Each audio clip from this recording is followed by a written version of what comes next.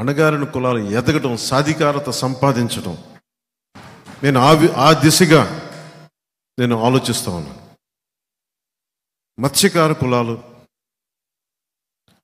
మత్స్యకారులు అనేక తెగలు ఉంటాయి. వాడబలిజులని కానీ, అగ్నికుల క్షత్రియులను కానీ, వీళ్ళందరినీ ఎలా ముందుకు తీసుకెళ్ళాలి? కేవలం కులాల్లోని నాయకులు ఎదగడం కాదు, ఆ కుల సమూహాల్లో ఎక్కువ లబ్ధి పొందాలి. వాటి దిశగా ఎలా అడుగులు వేయాలి? పబ్లిక్ పాలసీలు ఎలాంటి పరిస్థితులు తీసుకురావాలి? నాయకులు చాలామంది కులాలని వాడుకొని ఎదుగుతున్నారు తప్ప కులాలకి నిజంగా ఆ లబ్ధి పొందట్లేదు, చేకూరట్లేదు. ఆ పరిస్థితి మారాలి. ఆ విధంగా ఏ విధంగా నిర్ణయాలు తీసుకుంటే పరిస్థితులు మారుతాయి, అవన్నీ ఆలోచిస్తూ ఉన్నాం. నేను చిన్నప్పటి నుంచి వింటుంది, కోనసీమలో కాపులకి సెట్టిబల్జులకి పడదు, కృష్ణా జిల్లాలో కాపులకి కమ్మవారికి పడదు, భీమవరంలో కాపులకి క్షత్రియ కులాలకి పడదు. ఇలా ప్రతి చోట చెప్తా ఉంటే నేను వచ్చి సాధించగలిగింది ఏంటంటే, నేను కనకరాజు సూరి గారు ఇలా కూర్చొని నిలబడి ఉంటాం భీమవరం. నేను 2016 నుంచి నేను ఒక సోషల్ ఇంజనీరింగ్ ప్రక్రియ మొదలుపెట్టాను. ఇద్దరు సెట్టిబల్జులకి కాపులకి పడదు పడదు పడదని ఏంటి, అసలు ఎందుకు పడాలి, ఎందుకు ఇబ్బందులు ఉంటాయి వీళ్ళందరికీ ఆలోచించి ఎందుకంటే నాకు ఒక అదృష్టం ఏంటంటే, సినిమాలో ఉండటం వల్ల నాకు అన్ని కులాల్లో అందరు అభిమానులు ఉన్నారు.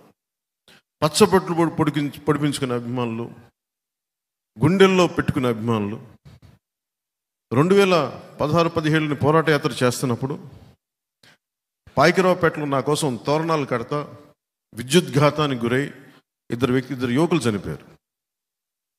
నేను పరామర్శకు వారి ఇంటికి వెళ్తే, సెట్టిబల్జి కులానికి చెందిన నా అభిమాని, రజక కులానికి చెందిన అభిమాని, నేను ఇన్ని కులాల అభిమానాన్ని పొందిన వాడిని. నేను పుట్టడానికి కాపు కులంలో పుట్టినప్పటికీ కూడా నేను కేవలం కాపు కులానికే పని చేస్తాను, కాపుల కోసమే పార్టీ నేను పెట్టలేదు. నేను అందరి కోసం పెట్టాను పార్టీ. ఎందుకంటే పొలిటికల్గా నేను రైట్గా మాట్లాడను, ఏది ఆకట్టుకునేలా మాట్లాడను, ఏది సరైందో నేను అదే మాట్లాడతాను. ఒక జబ్బుకి మందు సరిగ్గా మాట్లాడటం, సామాజిక రుగ్మతలకి సరిగ్గా మాట్లాడటం, చెప్పడం. నేను ఆ రోజున కోరుకుంది, కోనసీమలో కాపులకి సెట్టిబల్జులకి గొడవలు తగ్గాలని నేను కూర్చొని ఇట్లాగే సోషల్ ఇంజనీరింగ్ అంటే దాని మీద ఒక హెవీగా ఆలోచించకండి, కూర్చొని సమన్వయపరచడం, మాట్లాడటం, మెత్తగా మాట్లాడటం, సమస్యలుంటే బయటికి తీసుకురావడం. ఆ రెండు గ్రూపుల్ని నేను ఎక్కడో ఒక చిన్న ఇలాంటి హాల్లో మొదలు పెడితే ఈరోజు అది నిన్న ఎక్కడి దాకా వచ్చిందంటే, కోనసీమ జిల్లాకు చెందిన వాసంశెట్టి సుభాష్ అని సెట్టిబల్జుల యువకుడు, అలాగే గంధం పల్లం రాజుని కాపు కులానికి చెందిన యువకులు, అలాగే బాలయోగి గారి అబ్బాయి హరీష్ అని మీద తెలిసిన దళిత కులానికి చెందిన వ్యక్తులు, అలాగే ఈ చిక్కాల గణేష్ గారు, వీళ్ళందరూ కూడా ఏకమై నేను ఏదైతే చెప్పానో దాన్ని తూచా తప్పకుండా పాటించి ఈ రోజున దాదాపు ఎక్కడికి వెళ్ళినా కాపు కులస్తులు సెట్టిబల్జులకు ఆహ్వానం పలుకుతున్నాను అని చెప్పి మైత్రి భోజనాలు, కార్తీక మాసంలో వన భోజనాలు పెడుతుంటే నాకు ఎంత ఆనందం వేసిందంటే వాళ్ళందరినీ చూస్తే. అందుకు నేను హక్కును చేర్చుకున్నాను. భావితరానికి కావాల్సిన నాయకులు కులాలని విడగొట్టేవాళ్ళు కాదు, కులాలని కలుపుకుంటూ మనకి అభివృద్ధి పదం వైపు తీసుకెళ్లేవాడు. నేను అలాంటి యువకులు ఏ పార్టీలో ఉన్నా నేను గుండెల్లో చేర్చుకోవడానికి, హక్కును చేర్చుకోవడానికి, కొంతమంది తెలుగు వేరే పార్టీలో ఉన్న వాళ్ళందరినీ పక్కన కూర్చోబెట్టుకుని నేను ఒకటే చెప్పాను, మీరు రాష్ట్ర భవిష్యత్తుకి మీరే నాయకులు, భవిష్యత్తులో మీరు. అలాగే మన పశ్చిమ గోదావరి జిల్లాలో కానీ అన్ని జిల్లాల్లో కూడా కొత్త నాయకత్వం రావాలి. చాలామంది నాయకులు 80-90లో అలసిపోయారు. వారి అనుభవం మనం వాడుకొని, నేను కూడా సినిమా ఇండస్ట్రీలో కూడా నేను ఖుషి అయిపోయిన తర్వాత నా రిటైర్మెంట్ ప్లాన్ చేసుకున్నాను. నాకు ఎంత 29-30 ఉంటే అంతే, వయసు కూడా కాదు. ఎందుకంటే ఇంక నేను ఇప్పటి నుంచి రిటైర్మెంట్ ప్లాన్ చేస్తే తప్ప కొత్త తరానికి అవకాశం రాదు. అలాగే పాలిటిక్స్కి కూడా రిటైర్మెంట్ చాలా అవసరం. ఎందుకంటే కొత్త తరాన్ని రానివ్వాలి అంటే కొత్త తరం నాయకులకి అండగా ఉండాలి. అలాంటి కొత్త తరం నాయకులకి జనసేన ఎప్పుడు వేచి చూస్తూ ఉంటారు. అలాంటి నాయకులు కనిపిస్తే మటుకు నేను రెడీగా ఉంటాను. సో నేను ఆ ప్రయత్నం దిశగా వెళ్తున్నాను. ఇంకొకటి, జగన్ కులాల్ని విచ్ఛిన్నం చేసే వ్యక్తి. అంటే ఇదందరూ మనం సోషల్ ఇంజనీరింగ్ సంబంధించి సమాజం ఈ రోజున భీమవరం నుంచి నేను పిలిపిస్తా ఉన్నాను. జగన్ అనే వ్యక్తి కులాలని విచ్ఛిన్నం చేసే వ్యక్తి. చాలా మెథాడికల్గా 5-10 మంది బీసీ కులస్తులకి ఇచ్చేసి నేను బీసీలకి చేస్తున్నానని ఒక మాయ చెప్తాడు, కానీ వాస్తవానికి జరుగుతుంది. మనం గ్రహించాల్సింది మన కళ్ళ ముందే ఉన్నాయి అన్నీ. వాటన్నిటిని క్రోడీకరించుకొని ఇతని వ్యక్తిత్వం ఏంటి అని మనం ఆవిష్కరింప చేసుకోవాలి. మన నాయకులు కూడా దాని గురించి ఆలోచించాలి. ఉదాహరణకి తూర్పుగోదావరి జిల్లాలో ఈ ఎమ్మెల్యే, ఆయన పేరేంటి, మన ఎమ్మెల్సీ అనంతబాబు, మన వైసీపీ ఎమ్మెల్సీ అనంతబాబు అనే వ్యక్తి, అతని కింద పనిచేసే ఒక దళిత కులానికి చెందిన ఒక వ్యక్తిని డ్రైవర్గా ఉంటే ఆ అబ్బాయిని చంపి ఏవో కారణాలు నాకు తెలియదు ఇంటికి తీసుకెళ్ళి మీ అబ్బాయి చనిపోయిన డోర్ డెలివరీ చేశారు. ఈ డోర్ డెలివరీ చేస్తే దీని పర్యవసానం మనం ఎవరు ఊహించం. నాకు చాలా భయం వేస్తా అలాంటి సంఘటనలు జరిగితే. నాకేమనిపిస్తుంటే, పైగా అబ్బాయి ఎమ్మెల్సీ వ్యక్తి అతన్ని ఏదో అటు ఇటు మాయ చేసి జైలుకి పంపిస్తే, జైలు నుంచి బయటకు వచ్చేటప్పుడు బాస్ ఈజ్ బ్యాక్ అని చెప్పి 10,000 మందితో ఊరేగింపు చేస్తే సమాజంలో ఎలాంటి సంకేతాలు పంపుతుంది అది మీరు ఊహించుకోండి. నేను రాజమండ్రి మీటింగ్లో కొద్దిమంది చెప్పాను, నేనే దళిత కులానికి చెందిన యువకుడినైతే నా దళిత కులానికి చెందిన ఒక వ్యక్తిని కారణాలు ఏవైనా అయ్యుండొచ్చు చంపి ఇంటిలో శవాన్ని అప్పగిస్తే, చంపిన వ్యక్తి కాపు కులానికి చెందిన వ్యక్తి అయితే నేనేం ఆలోచిస్తానంటే, సహజంగానే అనంతబాబు చంపాడు అంటాను ఫస్ట్. ఎవ్వరికి కూడా ఈ దాంట్లో వైసీపీ ఎమ్మెల్యే చంపాడని మన అంటలో, వైసీపీ పార్టీ వాళ్ళు చంపారని మన అంటలో, అనంతబాబు చంపాడు. అనంతబాబు ఎవరు? కాపుల కులానికి చెందిన వ్యక్తి. దీనివల్ల ఏం జరుగుద్ది? అసలు కాపు సమాజానికి ఏమాత్రం సంబంధం లేని ఒక సంఘటన అనంతబాబు అనే వ్యక్తి వల్ల దళిత కులానికి తెలియకుండానే కాపుల మీద శత్రుత్వం పెరిగిపోతుంది. పుట్టి పుణ్యానికి ఇందులో ఏ కాపు కులానికి ఏ కాపు సంఘాల నాయకులకి సంబంధం లేదు, కానీ ద్వేషం మటుకు వ్యక్తి చేసిన తప్పుకి పక్క కులానికి ద్వేషం పెరిగిపోతుంది. అట్లా గొడవలు వచ్చేస్తాయి. ఇది మారాలి, ఇది మార్చాలి. విశ్వనాథ సత్యనారాయణ గారు చెప్పింది, అన్ని అనర్థాలకి మూలం మానవ ప్రవృత్తి హేతువు కానీ, వాని కులం కానీ, జాతి కానీ, మతం కానీ, ప్రాంతం కానీ కాదు అని ఆయన ప్రత్యేకించి చెప్తారు.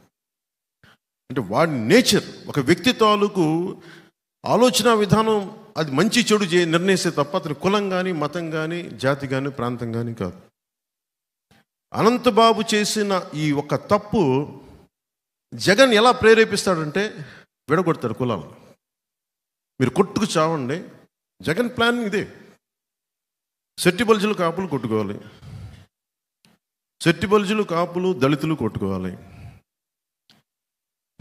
కాపులు క్షత్రియులు సెట్టి బల్జులు కొట్టుకోవాలి. ఇది ఇంతే.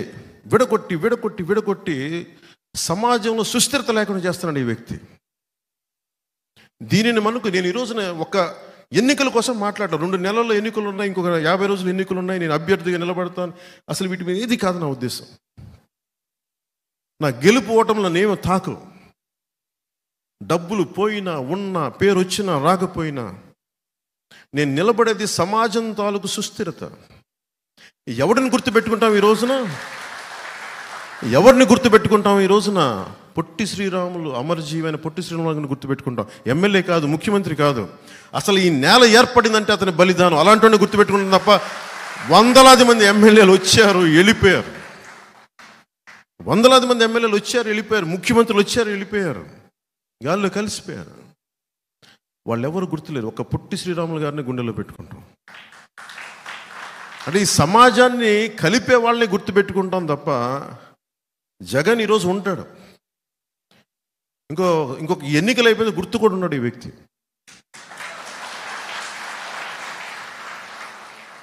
సో మీరు ప్రతిదీ అంటే జగన్ ధైర్యాన్ని మెచ్చుకోవాలి మనం. ఆ బీసీకి కులాలకు చెందిన నాయకులు ఎవరు చెప్తున్నారు, మాకు ఇక్కడ స్థానాలు ఉన్నాయి, ఎమ్మెల్యేలు ఉన్నాయి, కానీ మాకు అధికారం లేదని వైసీపీ బీసీకి సంబంధించిన ఎమ్మెల్యేలు చెప్తా ఉన్నారు బయటకు వచ్చి ఈ రోజున పార్టీలో. సో మనం గుర్తుపెట్టుకోవాల్సింది ఇది మారాలి. బీసీ కులాలు ఎదగడం అంటే కాపులు తగ్గిపోవడం కాదు, ఓసీ కులాలు తగ్గిపోవడం కాదు, బీసీలు ఎదగడం అంతే. నేనైతే మనస్ఫూర్తిగా అది కోరుకుంటున్నాను.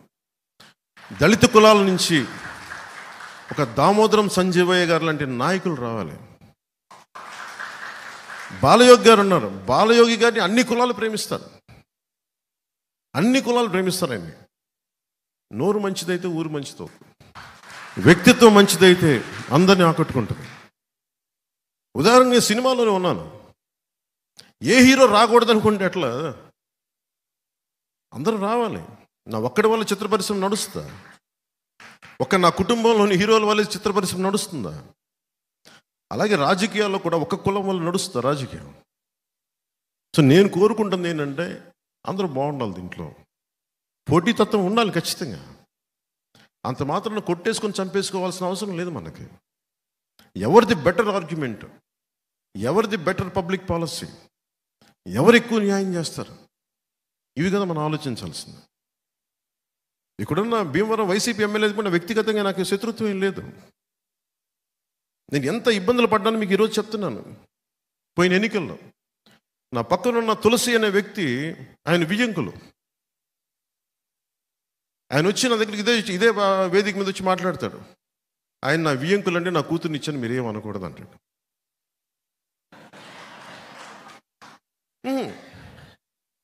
మరి నేను మా అన్నయ్య గారిని విభేదించి మరి వచ్చాను రాజకీయాల్లోకి. మా అన్నయ్య గారు కాంగ్రెస్ నుండి బయటకు వచ్చాను. నేను బంధుత్వం వేరు, రాజకీయం వేరు. అన్నదమ్ములు వేరు, రాజకీయం వేరు. కానీ సమస్య ఏమైపోయిందంటే ఎలా చెప్పుకోను నేను ఇవన్నీ బయటికి? కానీ ఇట్లాగే నన్ను ప్రతిసారి అందరూ ముందర కాళ్ళకి బంధాలు వేసి వేసి వేసి వేసి నాకు నిస్సత్తు వచ్చింది. అరే ఏదైనా ఒక మంచి చేద్దామంటే దగ్గరోళ్ళే కూర్చొని ముందుకు వెళ్ళనివ్వరేంటి? కొప్పట్లో కూడా నాకు చిన్నప్పటి నుంచి తెలుసు, ఇదే పార్టీ, ఇదే క్షేత్రంలో జాయిన్ అయ్యారు ఇద్దరు కజిన్స్. నాకు ఆల్మోస్ట్ 16-17 ఏళ్ళ వయసు నుంచి తెలుసు నాకు. నేను అప్పుడప్పుడు కొప్పరికి వెళ్ళేవాడిని, సమ్మర్స్లో వాళ్ళ ఇంట్లో ఉండేవాడిని. వాళ్ళ నర్సపూర్లో థియేటర్ కూడా ఉండేది. ఆ ఇద్దరు కజిన్స్ మధ్య కూడా ఒకరి మీద ఒకరికి పాపం వైసీపీకి వెళ్ళిపోయాడు ఆయన, మన పార్టీలో జాయిన్ అయ్యి. ఆ అబ్బాయి మన పార్టీలో ఉన్న కజిన్ మీద కేసులు పెట్టేశాడు. అరే అందరు కజిన్సే కదా, మీరు ఇంత SC/ST అట్రాసిటీ కేసు పెట్టేశాడు. ఇద్దరు కాపులే. నాకు అనిపించింది ఇది ఎటు వెళ్తున్నామని. దీనికి ప్రేరణ ఎవరు? మనుషుల్ని విడగొట్టేవాడు జగన్. జగన్ తాలూకు విష లక్షణం, విష సంస్కృతి కుటుంబంలోకి, అన్నదమ్ములకు కూడా వెళ్ళిపోయింది. నువ్వేది చూపిస్తావో అదే నీకు తిరిగి వస్తాయి. జగన్ కుటుంబాన్ని విచ్ఛిన్నం చేయాలనుకున్నాడు, అదే ఇంట్లో తిరిగి తీసుకొచ్చింది. దిస్ ఈస్ న్యూటన్స్ థర్డ్ లా.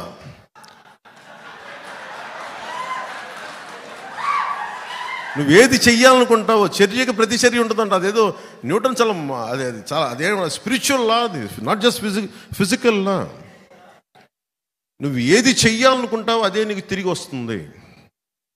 నువ్వు నేర్పిన విద్య నీరజాక్ష అంటావు. పాపం రాజశేఖర రెడ్డి గారు చాలా కష్టపడి డబ్బులు సంపాదించారు, 1,000 కోట్లు. అన్ని వేల కోట్లు సంపాదించి పాపం ఇద్దరు బిడ్డలకి సమానంగా ఇస్తే ఆ సంపాదన ఇవ్వలేదు చెల్లికి. చాలా బాధ కలిగించే అంశం ఇది. పాపం సాక్షి పేపర్లో వాళ్ళకి రావాల్సిన వాటా ఉంది, ఇవ్వలేదు. భారతీయ సిమెంట్స్లో ఇవ్వాలి వాటాలు, ఇవ్వలేదు. పాపం ఆవిడ ఈ రోజున పడుతున్నాయి. ఎంత నిజం బాధ వేసింది. పాపం మరి ఇవ్వాలి కదా, సొంత చెల్లికి ఇవ్వాలి, ఇవ్వడు ఇతను. సొంత చెల్లికి ఆస్తి ఇవ్వనోడు మనకెలా వాటాలు పంచుతాడబ్బా? మీరు ఆలోచించండి. మాట్లాడితే భయపెడతా ఉంటారు. నేను రాజకీయాలు వచ్చినప్పుడు నేను ఒకటే అనుకున్నా, నేను మంచి చేయడానికి వచ్చా. చాలామంది పెద్దలను కలుపుకెళ్తా, జ్ఞానుల్ని కలుపుకెళ్తా, మేధావుల దగ్గరికి వచ్చి తల ఉంచుతా, అనుభవజ్ఞుల దగ్గర నా శిరస్సుని వాళ్ళ పాదాల దగ్గర పెడతా.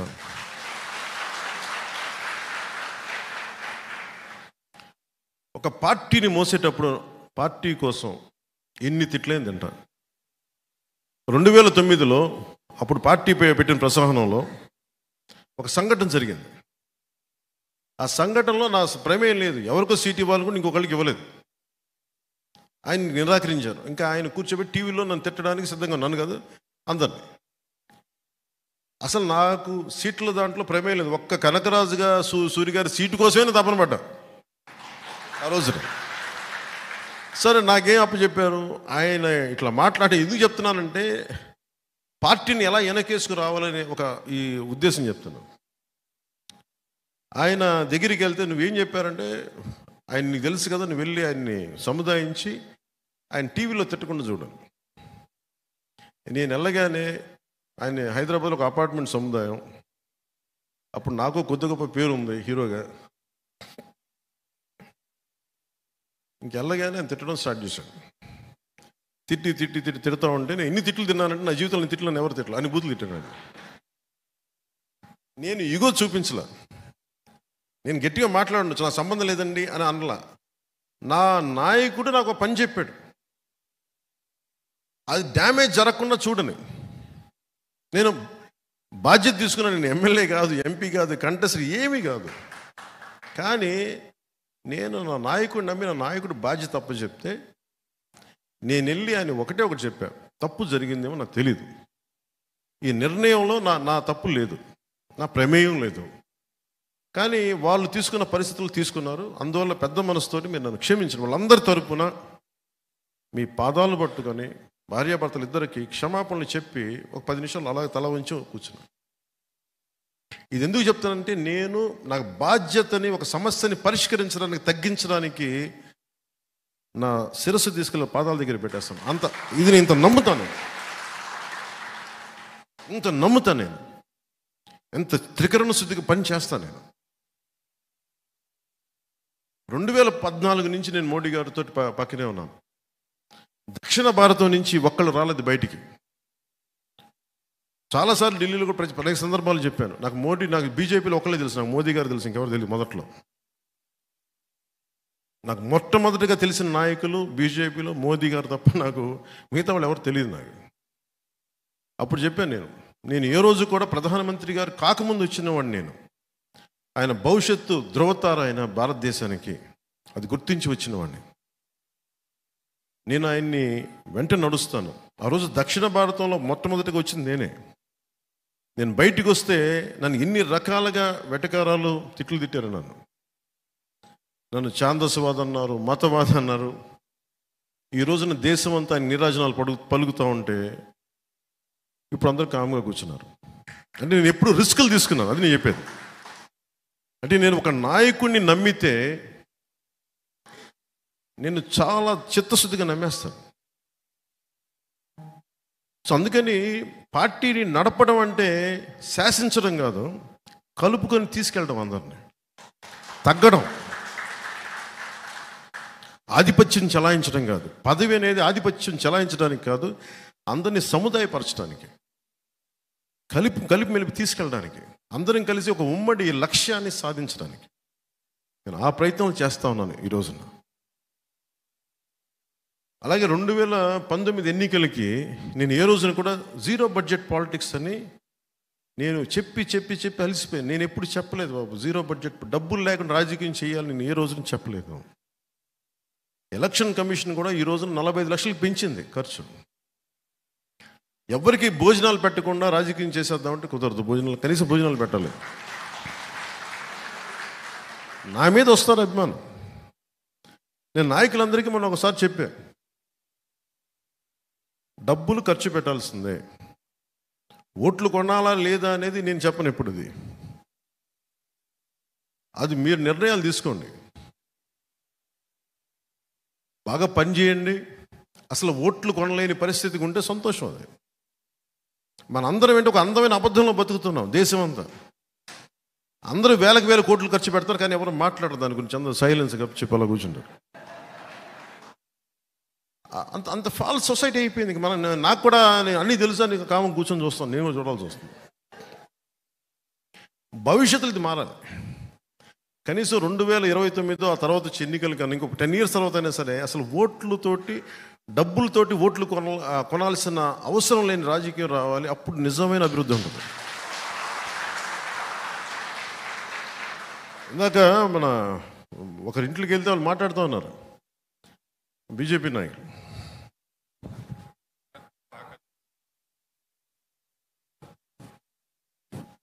బాగా సత్యనారాయణ గారి ఇంటికి వెళ్తే ఇందాక ఆయన మాట్లాడింది, అప్పులు తెచ్చి మగాడం అంటావు ఏంటి? అభివృద్ధి చేసి కదా నువ్వు మగాడం అనాల్సిందే. అంటే ఆయన ఏంటి, నేను బటన్ నొక్కాను ఒకటి ఏం, నువ్వు అప్పులు తెచ్చే బటన్ నొక్కుతున్నావు, అభివృద్ధి చేసే బటన్ నొక్కు. అప్పుడు కదా నీకు సలాం అంటావు, నీకు అప్పుడు కదా శభాష్ అంటావు నీకు. అంటే వ్యక్తిగతంగా నీకు ఆస్తులు పెరిగిపోతూ ఉన్నాయి. అంటే ఇవన్నీ చూస్తామంటే మనకి రెండు ఉన్నాయి. జనసేన టీడీపీ వస్తే మీకు ఈ పథకాలు ఆపేస్తారని ఉంది. జగన్ ఏం చెప్తున్నాడు మన అసెంబ్లీలో కూడా, భవిష్యత్తులో ఏ ప్రభుత్వం పథకాలు ఆపలేదు, అంత పగడ్బందీగా పథకాలు పెట్టాను అన్నాడు. దాన్ని బట్టి మీకు అర్థమవుతుంది కదా, మేము వచ్చిన పథకాలు కంటిన్యూ చేస్తామని అతనే చెప్తున్నాడు. అందరికీ చెప్పండి, మనం వచ్చిన పథకాలు ఎలా కంటిన్యూ అవుతాయి? కాకపోతే మేము అభివృద్ధి కూడా చేస్తాం పథకాలతో పాటు. ఇప్పుడు అప్పులు తెచ్చి ఫైనల్గా అతను డబ్బునోడు అయిపోతున్నాడు బాగా విపరీతం. చెల్లి కూడా డబ్బులు ఇవ్వట్లేదు పాపం. బాబు తెలంగాణలో ఇబ్బంది పెట్టేసి ఇప్పుడు ఆంధ్రాకు వస్తే ఆంధ్రాలో కూడా ఇబ్బంది పెట్టేస్తున్నాడు. ఇంకో నీచపు లక్షణం వైసీపీ కంటే కూడా జగన్ అనుచర వర్గానికి ఏంటంటే, బాధపడకండి బాబు, మిమ్మల్ని అన్నాను కొంచెం భరించండి నేను చెప్పే మాటలు. టీవీలో ఎవరిని చూస్తుంటే వైసీపీలో వాళ్ళు చెప్తాను. అంటే నేను రకరకాలుగా సోషల్ మీడియాలో మీరు తిట్టేసి, అందరూ వైసీపీ అని చెప్పను కానీ కొద్దిమంది తిట్టే వైసీపీ నాయకులు ప్రత్యేకంగా చెప్తున్నారు, మీరు నన్ను తిట్టినా ఇలాంటికి భయపడి వెనక్కి వెళ్ళిపోయే వ్యక్తిత్వం నాకు లేదు. One man's courage makes a majority అంటాం. ఒక్కడికి ధైర్యం ఉంటే లక్షలాది మందికి వెన్నెముక నిటారుగా నిల్చుంటాం. సో నేను ఒక్కడి నుంచుంటాను. 2014లో ఒక్కడి నేను నుంచుంటే ఇంతమంది లక్షలాది మంది సైన్యం కదలేరు. ఒక్కడు నుంచొని పార్టీ ఓడిపోయినా నిలబడితేనే పాపం కష్టాల్లో ఉన్న తెలుగుదేశం పార్టీకి ఓడిపోయిన మనం చెయ్యి అందించి పైకి లాగి.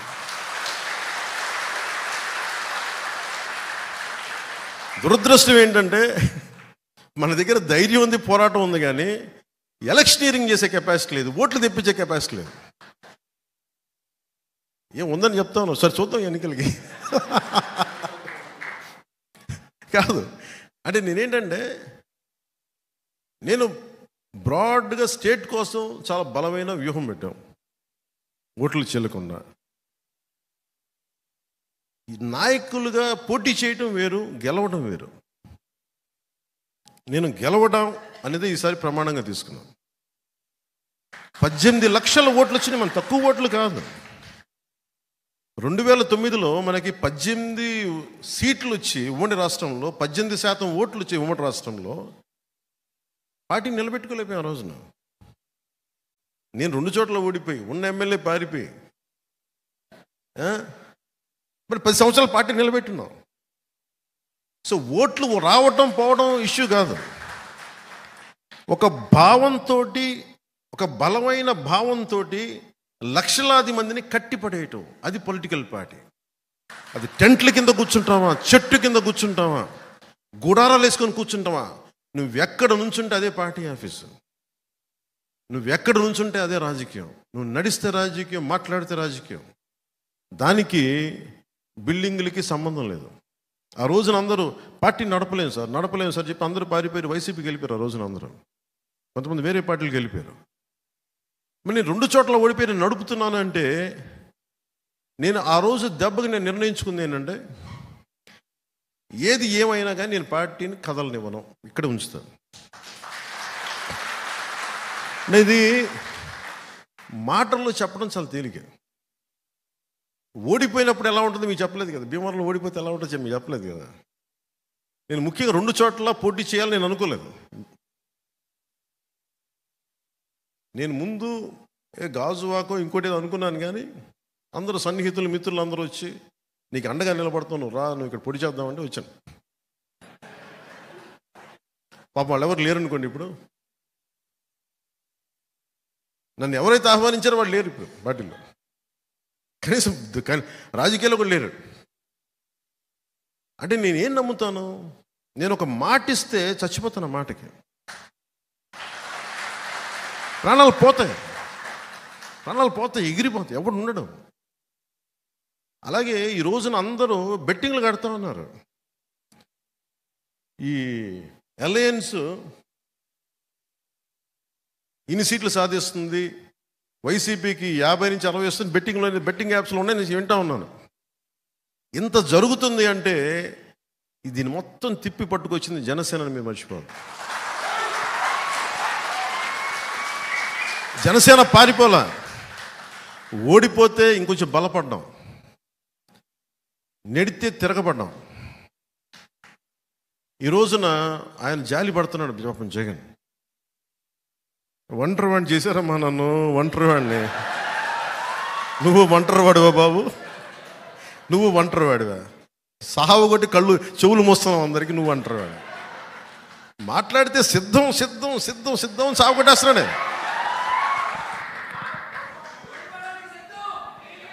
అలాగే ఆయన సిద్ధం దేనికో చూద్దాం. నువ్వు సిద్ధం అంటే మేము యుద్ధం అంటాం. కానీ యుద్ధం చేయాల్సినంత గొప్పడా కాదని మనం నిర్ణయించుకోవాలి. నేను అనుకున్నా, నాకు అందరు చెప్పారు, సార్ ఆయన సిద్ధం పోస్టర్లు పెట్టేస్తారు సార్, మీరు కూడా ఇలా పెట్టి ఇట్లా అనాలి ఇలా అనాలంటే, అప్పుడు నేను సినిమాలో కూడా చేయను ఇలాంటి పంచ్ డేలో ఊరికన్నా. అంటే నేను కూర్చోబెట్టి నువ్వు సిద్ధం అంటే అతను వాళ్ళు ఏం ఎక్స్పెక్ట్ చేస్తారు వైసీపీ వాళ్ళు? యుద్ధం, గుర్తుపెట్టుకో. అట్లా నాకు ఎలా ఉంటుందంటే, నేను సినిమాలో చెప్పడానికి కూడా ఇబ్బంది పడుతున్నది, చాలా సిల్లీగా ఉంటుంది నాకు. త్రివిక్రమ్ గారు మన భీమవరం వాస్తవ్యంలో నా సన్నిహితులు మిత్రులు ఆయన డైలాగ్ చెప్పారు అత్తారింటి దారిలో, సింహం గెడ్డం గీసుకుంటుంది, నేను గెడ్డం మర్చిపోయాను, సింహం గెడ్డం గీసుకుని నేను గీసుకున్నాను, అంతే తేడా. నేను చెప్పాను సార్, నేను సింహం ఇవన్నీ ఇబ్బందిగా ఉంటాయి సార్, నేను చెప్పలేను ఈ డైలాగ్. ఆయన నా బాధ భరించలేక దాన్ని కామెడీగా చెప్పమన్నాడు. కామెడీగా అయితే పర్లేదు, ఏదో చెప్పుకుంటూ వెళ్ళిపోతామని. అలా కాకుండా నేను సింహం లాంటి వాడిని, గట్టి సింహం లాంటి వాడిని జగన్ గుర్తుపెట్టుకో ఇవన్నీ చెప్పను నేను. అవన్నీ అడవిలో ఉండాల్సిన సింహాలు ఇవన్నీ మనం కాదు, మన మనుషులు సమాజంలో ఉంటాం. సినిమాల కోసం ఏదో సరదాగా పంచడానికి వేస్తాం, కానీ సినిమా ఆ ప్రేక్షకులకి కథాంశంగా చెప్పడానికి తప్ప నిజ జీవితంలో నేను ఇలాంటి మాటలు నేను మాట్లాడను. నిజ జీవితంలో నీకు గొడవ కావాలంటే నేను కొట్లాడతా, పబ్లిక్ పాలసీ మీద మాట్లాడతా. నువ్వు వైజాగ్లో నన్ను ఆపాలనుకుంటే నా సత్తా చూపిస్తా. నువ్వు ఆంధ్రప్రదేశ్ బార్డర్లో నన్ను ఆపితే నెట్టుకొని బద్దలు కొట్టుకొని ముందుకు వస్తా. నేను నోటితో మాట్లాడను, నడిచి చూపిస్తా.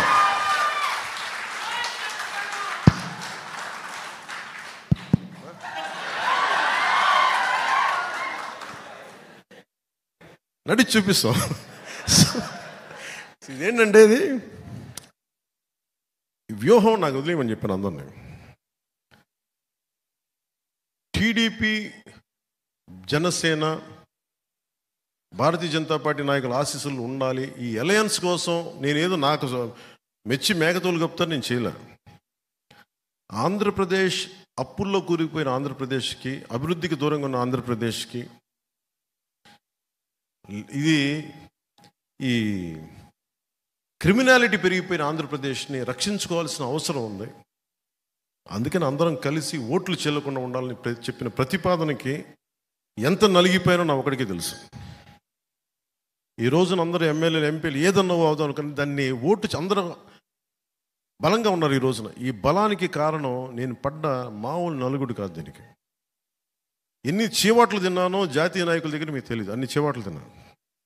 నేను ఒకటే 2 చేతులు పెట్టాను, సార్ మా రాష్ట్రం సార్ ప్లీజ్ సార్ ప్లీజ్, ఇంతే దండం పెట్టి ఈ రోజున జరిగింది. నేను ఎప్పుడు జనసేన పార్టీ ప్రయోజనాలు ఆలోచించాల, ఆంధ్రప్రదేశ్ ప్రజల ప్రయోజనాలు, తెలుగు ప్రజల ఐక్యత ఆలోచించాలి. సో దీన్ని దృష్టిలో పెట్టుకొని నాకు మనందరం బాగుండాలి, ఈ అలయన్స్ బలంగా నిలబడాలి. మనలో మనకి చిన్న ఇబ్బందులు ఉంటాయి, కొన్ని త్యాగాలు ఉంటాయి, ఇవన్నీ కొన్ని తప్పవు.